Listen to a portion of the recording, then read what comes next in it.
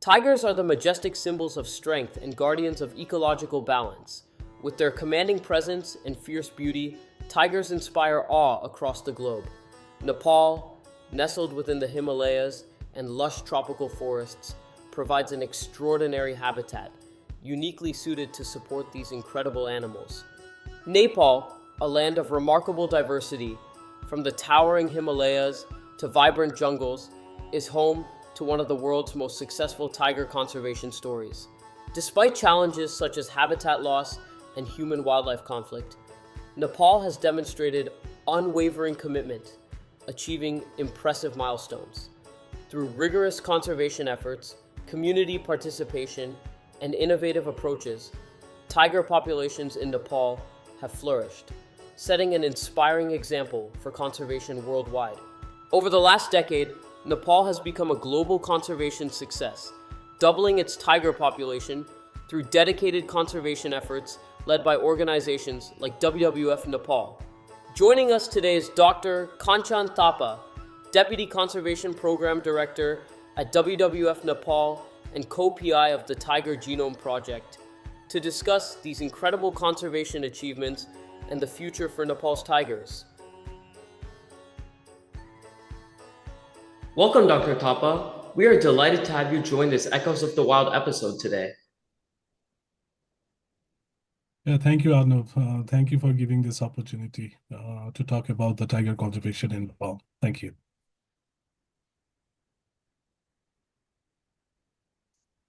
So, Dr. Thapa, could you share what inspired your passion for wildlife conservation, particularly tiger conservation? How did you begin this remarkable journey? So, thanks for the question. So to begin with, so it has been my personal journey with the conservation has almost been more than 22 years now. So back in 2003, after I graduated from Asian Institute of Technology, so I joined WWF Nepal as a research officer. So my TOR, the things that I need to do during that time was, focus on wildlife research and monitoring. And so my first job was to look after the greater one-horned rhinoceros in Bardia National Park. So it's in the Tarai belt of Nepal. So those rhino were translocated all the way from Chitwa National Park, which is located almost 600 kilometers east of Bardia. So on the very first day, I was, my boss told me, please go to Bardia and look after the translocated rhino. So that's how I started my wildlife journey back in 2003. And beside looking after the rhino, my other work is to, monitor the tiger population within the national park and in an area outside the national park, especially across the corridor, because tiger used to roam between one protected area, one national park to other national park. And that's how my journey with the tiger conservation started. So as of right now, what is the status of Bengal tiger populations in Nepal?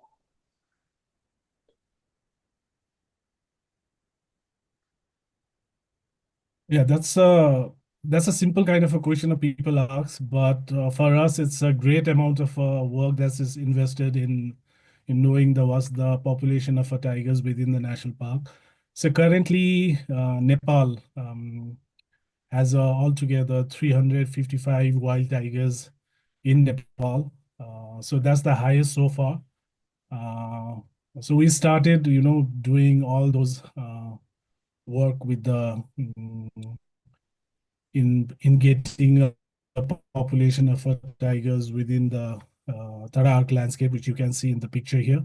So in Nepal, we have 5 tiger bearing protected areas. If you go from east to west, in the east, you have Parsa National Park, Chitwa National Park, and in the mid of the Tarak landscape, it's a Barke National Park and Bardia National Park.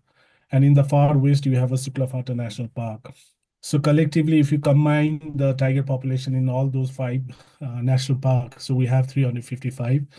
The highest number of a tiger is found so far based on the recent tiger survey. So that's in Chitwan National Park, so which accounts for 128 tigers. And then we have in Bardia, which is also similar to Chitwan, which is 125. And Parsa National Park, it's around 41 tigers. And in Banke National Park, it's a relatively young national park in Nepal. So it was established in 2012. Only so it holds around 25 tigers right now. And Suklafata, it's around 36 tigers based on the last census survey. So collectively, we have 355. The first baseline we got back in 2009. So there used to be 121 tigers. And so Nepal government does survey every 5 years. Last we did in 2022. So the next survey we will be doing in 2027, and we'll have a new tiger number then. So the basic procedure which we follow is the camera trap survey. So with every tigers, like our fingerprint, that stripe pattern is different. So we take the left flank and the right flank photograph of a tigers, and we keep the camera trap across the national park, and we take all the photographs and analyze that, and based on that we estimate the tiger population. So that's how tiger is counted. So if so back going back to your last question, was the current status, so it's 355 at the moment. So and that's based on 2022 survey. 55 at the moment. So and that's based on 2022 survey.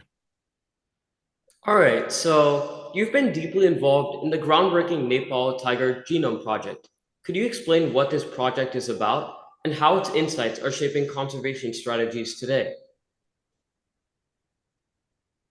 Yeah, so Nepal Tiger Genome Project, although it sounds very broad, talking about the genome as a whole. So this was a part of my PhD work. So I completed my PhD from Virginia Tech back in 2014.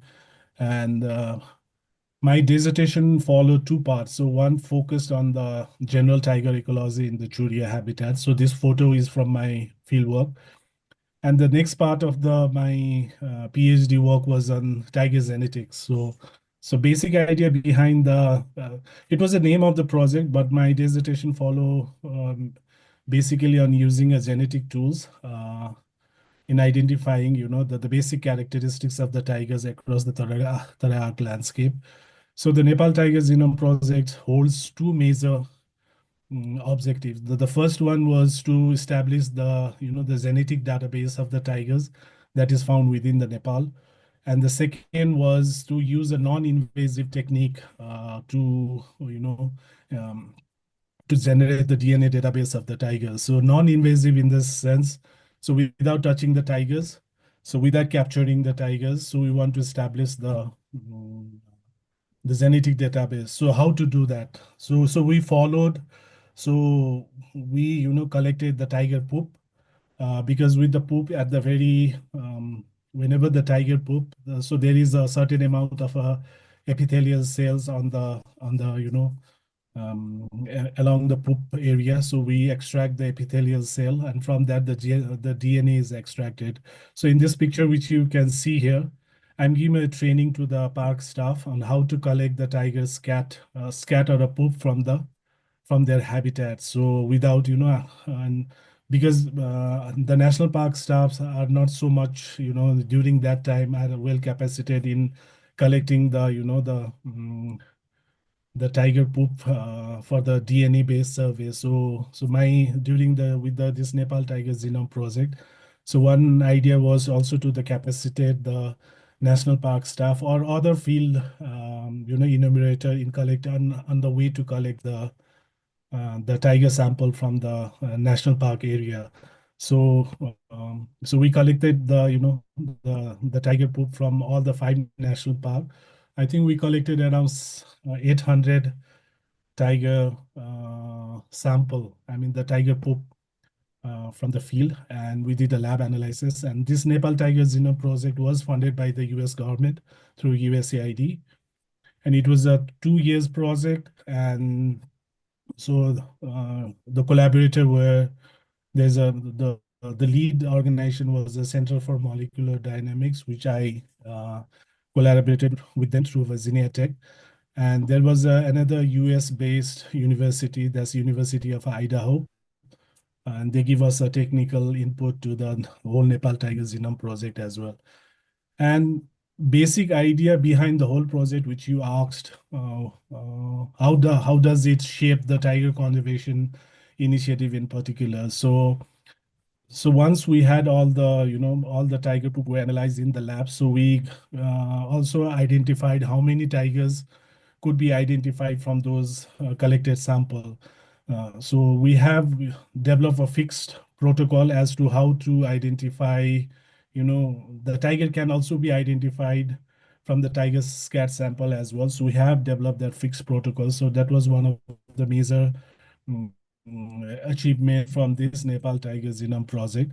And the second one was, like, because as you have seen in this Tarak landscape map, so the 5 national parks are spatially distributed across the landscape, and whether there is a gene flow, whether the tiger is moving in between the national park or not. So one of the research question was also that, and with the help of the genetic tools, you can also identify whether there is a gene flow or there is the movement of a tiger in between the protected area or not. So that's how that was one of the objective. And third, once we have all the genetic database, so whenever there is a tiger poaching or whenever the tiger get killed, so if you can get the sample from those poached animal, you can really identify whether it is from India or whether it is from Nepal. So you can really identify. So it helps a lot on the anti-poaching anti-poaching operation, and it will help in identifying whether that particular animal is from India or from Nepal. You can really identify it. So this really help in the conservation initiative as well with all this technology. And so we did that in 2014, and we have a well-developed genetic database.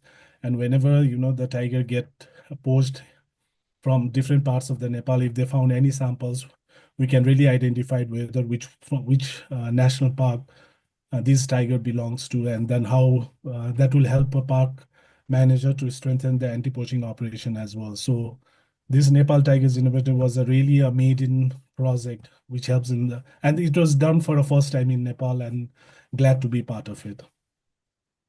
Wow, that sounds really interesting. So now tell us, how are modern technologies like genetic analysis and AI-driven systems improving our understanding of tiger behavior and movement patterns? Yeah, that's as I already told about the genetic, tool. We have been using. I will also talk about the other. You also mentioned about the AI-driven technology as well. So with the genetics, as I mentioned, with this Nepal Tiger Genome Project, so we have now the protocol as to how we can do the survey.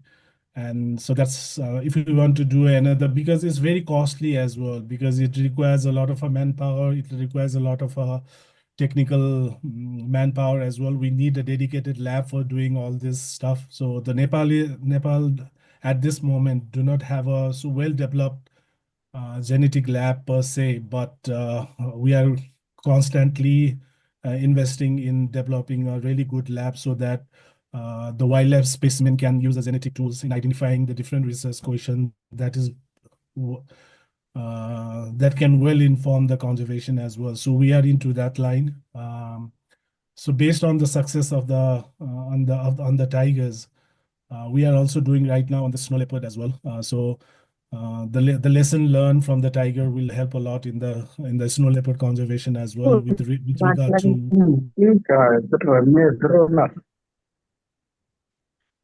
So it will help in the snow leopard conservation as well. So we are using a lot of a genetic tool on that aspect. If you see in other aspect, can I continue?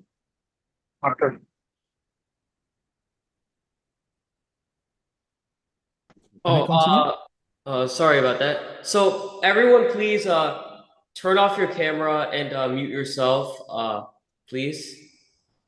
Okay. So So on the genetic tools, you can really identify how many number individual species you can identify. Species you can easily identify it because if you find a sample, you can really use a genetic tool, whether it's from the tiger, whether that sample is from tigers or from the snow leopard, you can really identify. The other tool, I think you can see in the picture here, the camera trap. I think it's one of the most widely used technology at this moment because you can really get the photographs of the tiger, and it will help us in the also not only in the population estimation, but also you can get evidence of a new species, whether it's found in particular area or not. So at this moment, one of the emerging, not so emerging, the well-established tool which we are using in our wildlife survey is the camera trap. Now it has become a most famous tool the wildlife researcher use these days. With regard to the AI, artificial intelligence-based technology, I think it's emerging technology. So we haven't used so much for the tigers at this moment. But we are continuously striving for using this technology in our day-to-day wildlife survey as well. Like for example, we are getting hundreds, thousands, millions of photographs through the camera trap, and so we are now focusing on if we can develop some kind of a technology so that it can be embedded within the camera trap, and then easily identify the particular animal at the very real time. Like for example, if there is the tiger that's passing through the camera trap, and then it can easily tell us at the very real time based on the AI technology, but it's still at the very early stage. But I would say that at this moment, the AI based technology is not so widely used, especially in Nepal, for the tiger conservation in particular, but we are working towards that aspect as well. Arnav, over to you. Yeah, so as you can see, we have some footage of the Bengal tigers here in Nepal. So local communities are essential in tiger conservation efforts. Can you tell us about the ways Nepalese communities contribute to tiger conservation and how they benefit from these initiatives? Yeah, that's a really good question because if you see, you have shown the map of the Tharak landscape at the beginning, right? So our national park, where we harbored more than 355 tigers, is in the Tarai area, but that area is also the where there is the highest density of the people in Nepal. So almost 8.1 million people lives within the Tarak landscape. So from that perspective, you can say that local community is one of the main custodians of the tigers in Tarai. So more to that, if you see in the periphery of the national park, most of these people live along the periphery with the national park. So they are the major, the savior, I would say, of the tigers within the national park. Uh, so their role is very much crucial. So at this moment, the government has, like set aside at the periphery of a national park as a buffer zone area. So the buffer zone is a kind of a imaginary virtual strip around the national park area, and all the local communities within the buffer zone has a major stake on the national park, not only from the resource use but also with the protection of the animal as well. And so their real role is very much important because they are the one, because those people are using the resources from the forest as well. So they are the important stakeholders to the tiger conservation, and how they are benefiting. One thing is they are directly, investing their time, resources in the protection of the species as well. And the secondly, they are also getting the benefit from from the tiger conservation as well. The first, wildlife tourism is one of the major aspect because most of the tourists come to Nepal for the two aspects. The first one to see the Mount Everest, and the trekking business is so high in Nepal. The second one, they want to come in Nepal also for the wildlife tourism as well. And the people come to Tarai, especially for the wildlife tourism, to see the rhino, to see the tigers, and they spend a lot of money to see these tigers. So they go into the national park. So the national park, the charge the levy for going inside the national park, and whatever amount the national park generate from the tourist fee, 50% go to the community as well. So they can use that money for the community development work, and including the other priority activities which they feel they need to invest in that area, so they can use those 30 to 50% of the money from the government. So, and also if you see the local economy in an area outside around the national park, so there are a lot of the hotels and the homestay that has been coming up. So the tourists go over there and they pay for the hotel and the other ecotourism businesses, and the local economy has grown up so fast, so well. So that's directly benefit the local people as well, because they get the employment, and they are the entrepreneur. Those local people are also the entrepreneur as well, and so they get a lot of benefit from that as well. So the tiger tourism, tiger conservation is also helping the local communities as well from this aspect as well. So in this picture, you can see can you go yeah. Like for example, this is the community culture center. So it is established there are many homestay in a very hotspot area across the Tarak landscape, in the corridor as well, and in the buffer zone of the national park as well. So, the tourists either can go to the luxurious hotel where they pay $2,000 per night. They can go also to the homestay and pay around the $10 for a room as well, and so they get a lot of benefit from the local economy as well, and also that includes this small homestay as well, where where the tourist can go directly and stay in this homestay, and get the local delicacy as well, and on the other side go to the nearby forest where you can see the endangered animal as well, like tigers and rhinos. So this is how the local economy is boosted up in the tiger bearing protected areas, which is directly benefiting the local people. All right. So, with increasing tiger populations, managing human-tiger conflicts becomes vital. What specific measures are being taken in Nepal to mitigate these conflicts and encourage coexistence? So yeah, so one of the major challenges we have at this moment is a human-wildlife conflict, human-tiger conflict. So if you see, like, for example, if you see the history, I'll not go very far away. If you see between 2010 and 2022, why I'm telling this time frame is during this period, the tigers range countries. So tiger range, so we have around the globally 13 range countries where tigers are found. So in between 2010 and 2022, so there was the global drive in doubling the tiger population in the wild, and which was endorsed by all the 13 range countries. So you have to double your tiger population by almost the double the what's your baseline by 2022. So what we have found is since 2010 and 2022, so the global tiger population has gone up by almost 74%.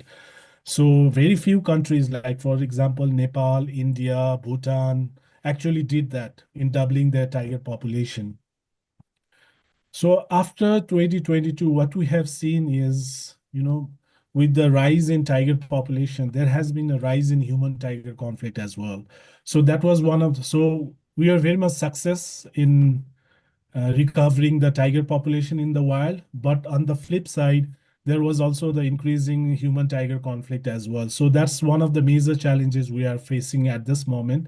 And we are continuously working to manage this conflict scenario as well. So the government priority is not now, increasing the tiger population at this moment, but try to manage the existing population, whereas on the other side, try to focus on managing the human tiger conflict as well.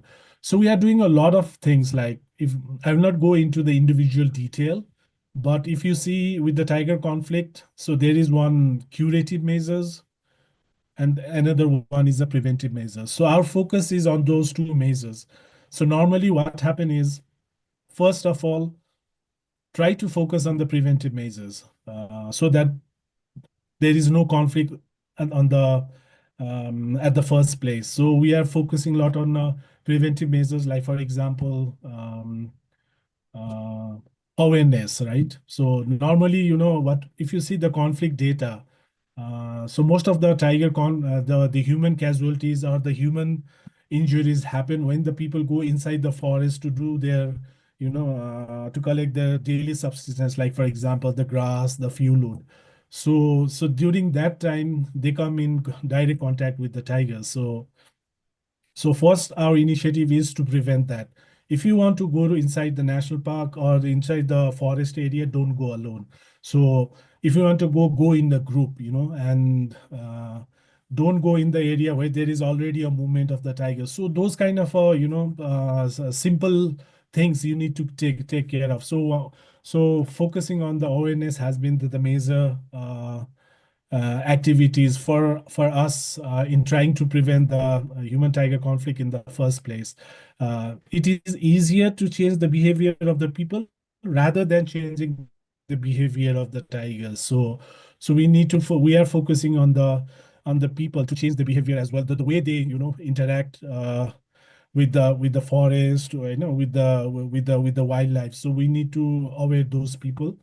The second, other preventive measures we can use. So we are right now focusing, on on developing many corrals. Corral is a, kind of a develop certain fenced area where they can hold their livestock, so they don't have to go inside the forest with the livestock. So when we can prevent the conflict in the first place. And we are also investing on different fencing mechanisms to avoid direct interact with the tigers. On the other hand, with the curative, we normally don't want to focus much more, because curative is something when the conflict already happened, and try to resolve those situations through, compensation mechanisms and all those. So our focus is on preventive at the, if you see relatively between curative and the preventive. So curative measures, like for example, the compensation whenever there is any casualties or the injuries, where, the government give a money to them. So, and there is an insurance mechanism as well, when the certain area, the households are insured against the livestock loss or the human loss or the property loss, especially from the elephant. So those kind of measures we are focusing rapidly at this moment, because our main aim, the country aim is at this moment to reduce the human wildlife conflict in the first place. Because the situation is, if you do not control or do not manage the human tiger conflict, it will also derail the whatever achievement we have achieved so far. So our focus is much more on managing this conflict at the first place. I completely agree with that. And also, could you share a memorable success story from your experience that highlights the impact of your conservation efforts? Yeah, I think many are very collectively, so I can't say like it's my individual contribution in those achievement. What I would say is, from my personal experience, since I have been in this conservation field for almost uh, 21 years at this moment. So this is my 22 years in tiger conservation in particular, I would say. So I have gone through the journey with the globaling, the doubling the tiger population within Nepal. So it started from 2010, and at the end 2022 with this global TX2. It's a T means tiger, X means times two. So doubling the tiger initiative. So I have walked through this campaign in Nepal. So I feel very much honored to be part of this global drive and the Nepal contribution towards it. So in bits and pieces, I have been involved in this journey over the period of a time. So I feel very, proud to be part of this TX2 journey, I would say first. And the second is, personally, I feel is as a researcher, as a wildlife biologist, prior to 2009, we didn't have so much. If somebody asked us during 2009, what's the tiger population in Nepal? We have a very vivid information, very scanty information. Oh, in that particular area, in certain part of this national, there used to be this much of a tiger. So we have a very scattered information during that time. So so we gathered all the, the under the leadership of the government, all the conservation partners, all the researchers. So we gathered to develop a tiger monitoring protocol back in 2009. And so I was a part of that core team. So I feel very honored on my personal front. So to develop this tiger monitoring protocol, which we developed during that time. And if you see the impact of it at the present time, so every 5 years, the government does the monitoring based on that protocol. And so they will continue to do that every 5 years in the futures as well. So that gives me a lot of also the proud. So being a part of the core team to develop that protocol. So that's true to my heart at this, if I have to say regarding the personal achievement. And I think the third one is, I would say, my research work during my PhD dissertation. So also the part of the core team to develop the tiger genetics tool, and that is helping, was a the benchmark research we did back in 2014, 12 to 14. So I think Nepal Tiger Genome Project and the deliverables out of that project was really remarkable. And I think it's still today we are using the same database, the same protocol to do our research, and that also scaled out to other wildlife as well. As I mentioned, with the snow leopard and other wildlife species, which different researchers are following. So happy to be the first to develop this tiger genetics work in Nepal. And according to that, my research work in the Churia as well. Nobody likes to go to the Churia range because it's not an easy area to work on. Normally, the people go at the very, the lowland, the floodplain area to study the tigers. But I followed a very difficult path to do my PhD work. So I feel very much proud regarding this, the research work we have done in Churia. So these three or four is very, personal achievement for me. In addition to the broad, my contribution to the broad TX2 journey. So I would say these are the personal achievement I have achieved in my 21 years journey with the tiger conservation. Looking ahead, what are the critical priorities for tiger conservation in Nepal? How can global communities support these efforts effectively? I think the first step, I would say, is, within wildlife conservation is it's let's talk about the human, right? What we need food, we need water, we need house to stay, right? So those are the basic things we need. So also with the wildlife, they need food to eat. So that means for the tigers, they need to have enough prey base so they can sustain during their lifetime. They need to have a water within the national park area. So we need to ensure that one. The third is they needs to have a cover, the habitat. So we need to protect their habitat. So their food, water, and habitat, those are the three basic things the wildlife need and also the tiger need. And one fourth thing they need at this moment is a protection. So those four basic things we need to provide. And it's not like you invest for a 1 year, in the second year they will self-sustain. No, we need to continuously invest in the wildlife conservation. So that's the something the general scenario which everybody should know. So focus on the to protect this seed animal has been always our priority and will be in the future as well, given a lot of the things happening around. So we need to protect these seed animals first. Second, the challenges we are facing, there's a lot of poaching. There's a lot of illegal wildlife trade with the tiger parts going on. Like, for example, the Nepal is considered as a transit country between the two giant nations, the China and India. The India being the source population, the tiger get poached from India, comes to Nepal and go to the third world countries. So that's something we need to stop. So we need to focus on the poaching, which is 24 hours 24/7 work we need to focus on, and that's the something challenges that keeps on going. So it's one of the pertinent issue at this moment, and the tiger trade, we have to stop that thing. And the second is one of the challenges, as I mentioned earlier, the human wildlife conflict has been the major challenges. That's something we need to focus on. And the third is, the evolving, the Nepal being in graduating to the least developing countries, graduating from that. So we are doing a lot of development within the countries. Like, for example, the hydropower is coming up, the railways is coming up, they are expanding the highways. And those highways, those irrigation canal, those hydropower dams are now, also impacting the tiger habitat as well. So we need to focus also on the infrastructure development that's been happening within Nepal. So those are one of the challenges.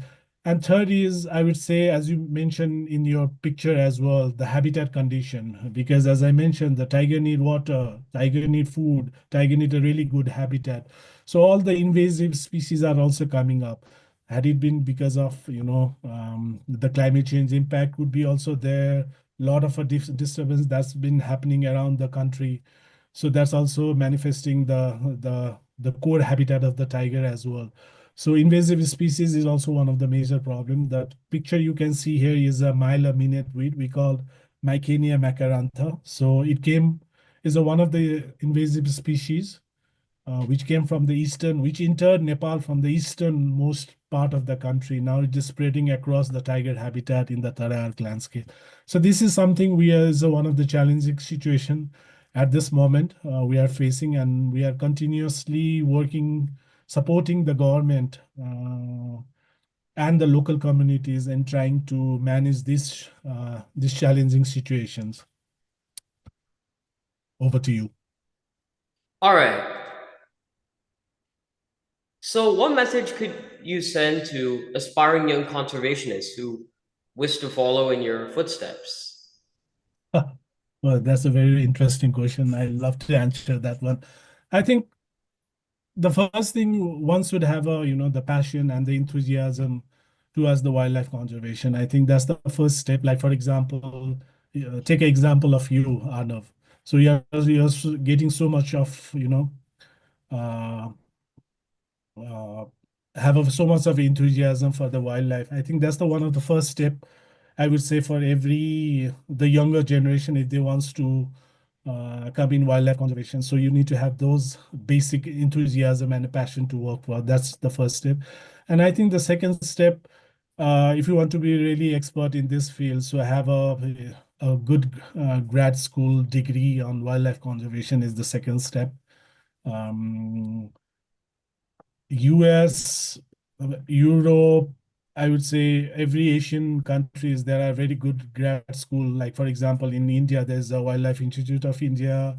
In US, there are many universities where they have a really good courses on the wildlife conservation. And those are the very basic one, like you could follow on and come to the wilderness and I would say that most of the researcher which I'm seeing these days, they are focusing on particular species. Like, for example, I followed rhino. I'm in tiger.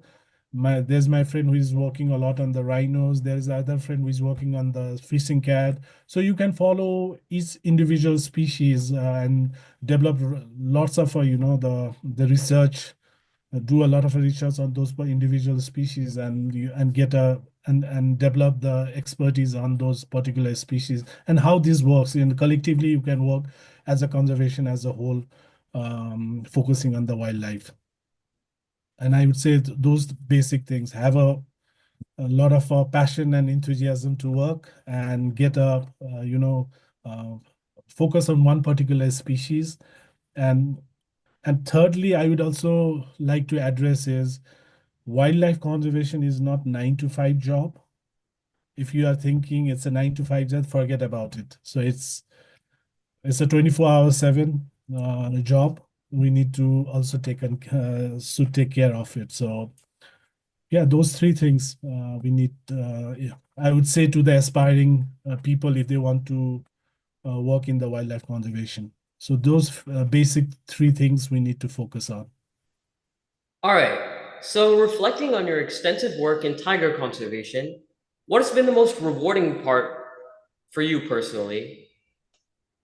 Yeah, I think I already mentioned earlier. So those three things, I would say: my personal journey with the tiger conservation, focusing on the TX2 goal. So that's kind of organization contribution. So where I'm individually contributing to that as well. So that has been one remarkable journey for me. The other thing is, as I mentioned earlier, so the few things on the tigers, like tiger protocol development. So that was I was within the leadership team for developing that. So that's the one remarkable journey for me with respect to tiger. The third is my work on tiger genetics, as I mentioned earlier. So, and my work on Churia, I think those collectively, those three things has been the major milestone in my career, if I have to talk about the tiger conservation in particular. All right. Thank you so much for providing such insightful information. And now I think we have some questions from some of the audience. So yeah, guys. Now it's Q&A session. Anyone who has a question, just raise your hand.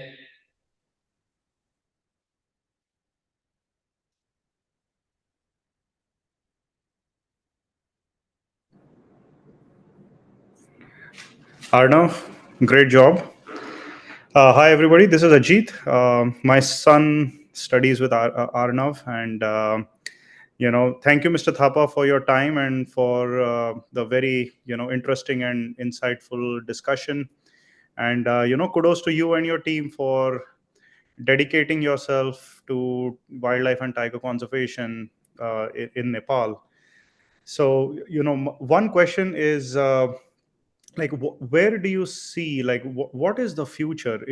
Do tigers and does wildlife have a future in Nepal? Are people and is the government supportive of this? Where do you see this going in the next say 20 years? Thank you, Ajit ji. I think that questions for that question. So, where do you see a tiger conservation in the coming years? And either the people are supportive to that, and I would say that seeing our achievement in 2022, so we celebrated. Um, we have been successful in doubling our tiger number within the country. So that has been the not the individual work, not the one organization work, not only the government effort. So it's a collective effort from every conservation fraternity as a whole, from the government taking the leadership role, and also for all the conservation partners.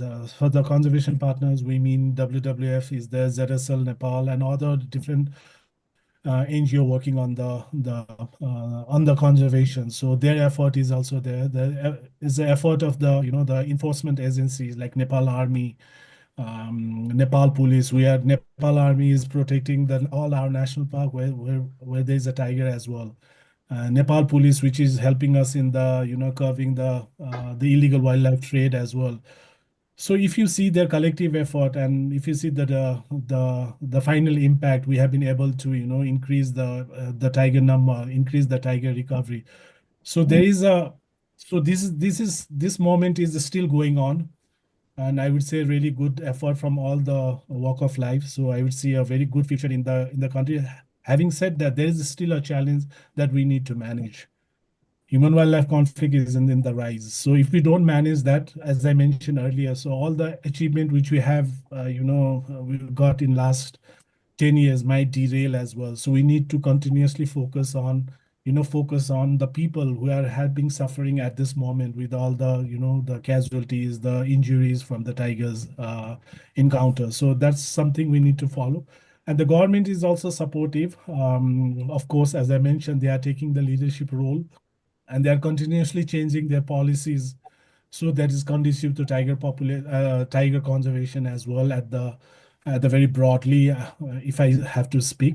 So I would see a very good future, but there are a lot of challenges that we need to focus on and manage this proactively rather than reactively. And the moment which we have been gathering so far, if you can keep that in the foreseeable future, I see it's a very good future with the tigers in Nepal. That sounds very promising. Do you feel that you know coordination between wildlife management teams from across the border in India, just to expand the habitat, like Dudhwa, Katernia Ghat, which are on the Indian side of Bardia? Is there anything going on right now between the two countries so that they can actually extend the genetic pool? And I know tigers will cross over. They don't understand human boundaries or international borders, but they are probably going from one area to the other, and I think that is probably vital for the genetic stability of the species in for the future. Yeah, definitely. I think you have very good understanding about the transboundary cooperation. And also, I would say, so at this moment, as Arnav showed, one of the map, it's called the Thara Arc landscape.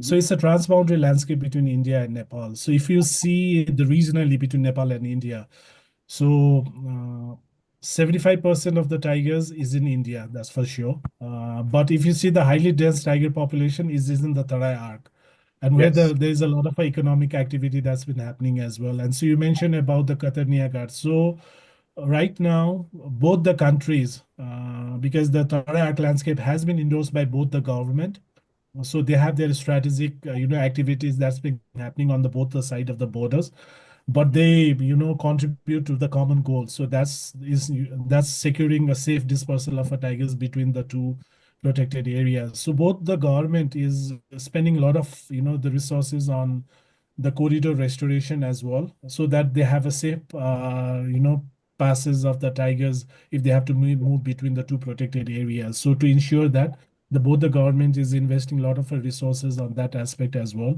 So we in the sense like both the government at the very local level and also at the national level are holding this local transboundary cooperation meetings regularly, where they do invest the time, to have what are the, ongoing issues that's been happening within that particular area.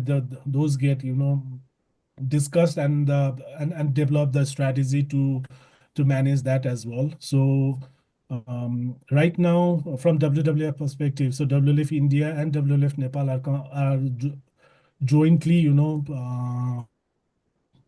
implementing a project, so which will help in the transboundary cooperation. Also enhance the transboundary cooperation that will be beneficial to the tiger conservation in On these both sides. on the both side of Yeah. the country, and that's happening with the law enforcement side as well, to have a Right. the secure space for those moving tigers in between. So we do hold many local transboundary meeting on a regular basis between the coordination with the wildlife warden of Nepal and the wildlife warden from the India side, and discuss all the tiger conservation issue locally as well. And then nationally, we are also doing. So now Nepal and India are on the verge of signing the MOU on biodiversity conservation. So once that gets signed, I think it will scale up the transboundary coordination to the next level. That sounds great. Thank you. Thank you. All right. So, anyone else who has any questions? I do. Hi, Dr. Thapa. This is Ramya. Hi. Hi, I'm Arnav's mom. Very proud of all the work you're doing, and Arnav's like he really loves wildlife, and he wants to contribute in every way possible. One question I had was, how can conservation NGOs and ecotourism operators collaborate effectively to create a win-win situation for both tiger conservation and local communities? Yeah, that's a really good question. So as I mentioned earlier, so local communities are one of the major stakeholders in the conservation and in tiger conservation in particular. So what we are doing at this moment regarding especially from the women participation in the tiger conservation in particular. Uh, so our work, I would say the leadership is from the government. That's a de facto statement. Mm. So we are collaborating with the CSO partners and also with the different community-based organization. Like for example, we are working a lot in the buffer zone area. So the buffer zone is a virtual area that's surrounding the national park, where there is a lot of a settlement area as well, and there is the forest patch within the buffer zone as well, where the people go to this buffer zone area to do to sustain their the daily to fulfill their daily subsistence from the fuel wood, fodder, etc. So we are working a lot. So with these community organizations, so they are working with many including the women stakeholder as well. And so yeah, and they have been like for example, all our homestay, many of those are managed by the women itself. So and also giving them an opportunity, not only from the conservation point of view, but also to enhance the financial security as well. So we are coordinating with them.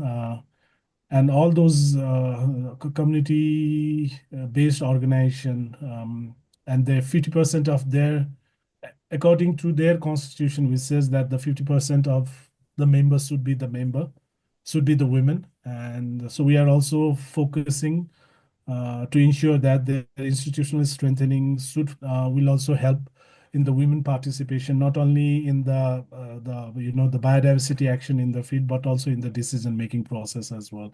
So things are going on at a different front, and trying to ensure that the women participation in the conservation is one of the pivotal play the pivotal role in the conservation in particular. So those kind of things we are uh, ensuring and working with them to have a better future for the tigers in the country.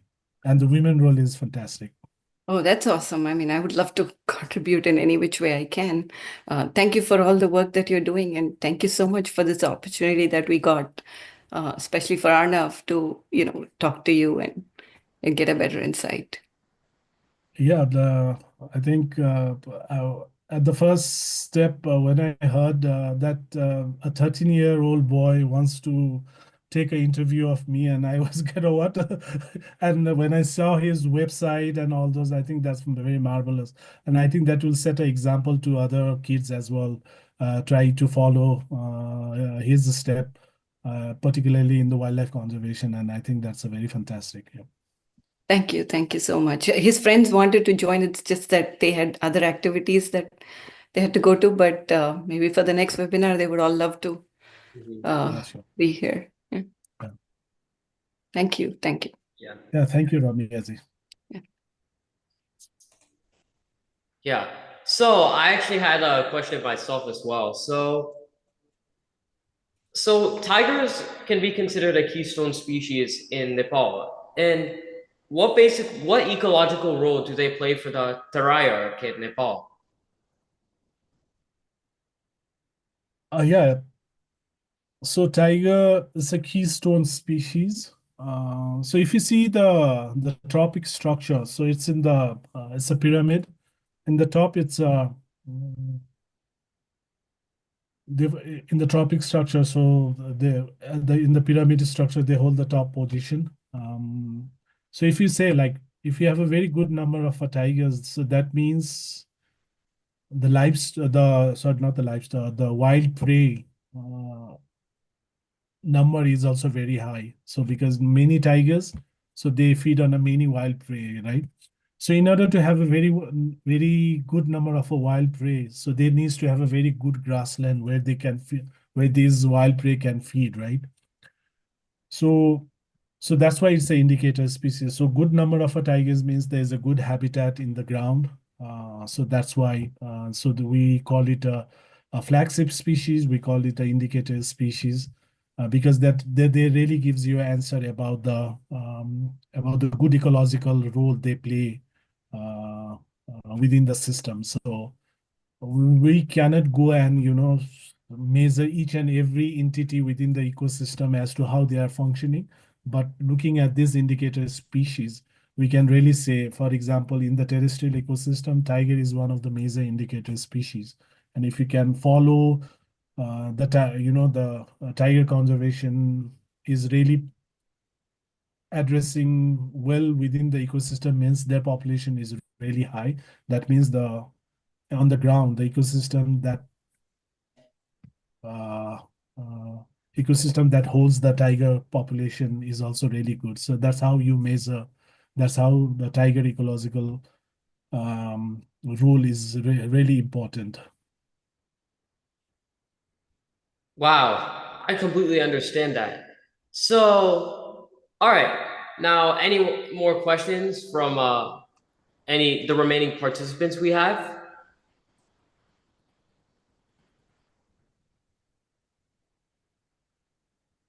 I think that's it, Arnav and Dr. Thapa. Thank you so much. Yeah, thank you so much. Dr. Yeah, first Thapa, of all, thank you so much. We really enjoyed this and looking forward to hopefully meeting you in person someday. Yeah, definitely. same Please here. come to Nepal. So We will have the definitely. name. My So I my work for. friend who is on the call, he and we were basically recently in Dudhwa. So Siddharth ji, Oh, wow, nice. yeah. So we were recently in Dudhwa and Katernia Ghat. So we are making plans to go to Bardia. I have been to Shukla Fata, long time ago. I think the biggest herd of Barasingha I've ever seen Yeah. was there, like couple of thousand. Yeah, so you can see the single largest herd in Nepal in Suklafata. Yeah, that's really fantastic. Yeah, thank you, Arnav, for giving me this opportunity to talk to you on the tiger conservation in Nepal. So thank you very much. Hope my talk with you was insightful and looking was forward to very- more collaboration in the future. Yeah. Yeah. Thank you Yeah. for joining. Yeah. Thank you. All right. So as this webinar comes to a close, I hope you all enjoyed this very insightful and extremely interesting talk with Mr. Kanchan Thapa. Until the next time, be brave, stay wild, and we'll see you on the next Echoes of the Wild adventure. Bye, guys. Bye-bye. Bye.